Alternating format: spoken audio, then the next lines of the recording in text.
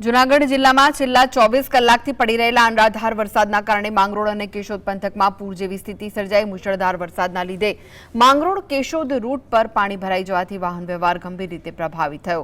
માર્ગ મુખ્યત્વે સોમનાથ, પોરબંદર અને દ્વારકા જેવા મહત્વના ધાર્મિક અને પ્રવાસન સ્થળોને જોડતો હોવાથી પર્યટકો અને સ્થાનિક મુસાફરો મુશ્કેલીમાં મુકાયા।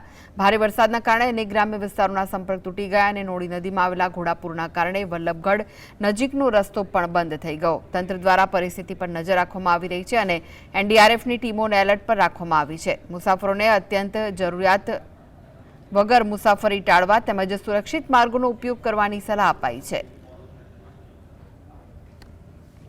यहाँ शुक्रवार को बहुत बारिश की वजह से ये सोमनाथ द्वारका वाला मेन हाईवे है, वह हाईवे टूट गया है और ब्रिज टूट करके कई बहुत लंबे खड्डे अंदर पड़ चुके हैं, जिसकी वजह से वाहन व्यवहार बंद हो चुका है।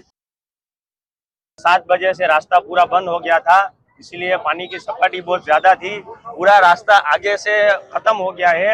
कल 7 बजे से पूरा ट्रैफिक जाम हो गया था, इसीलिए रास्ता पूरा यहाँ पे खत्म हो गया।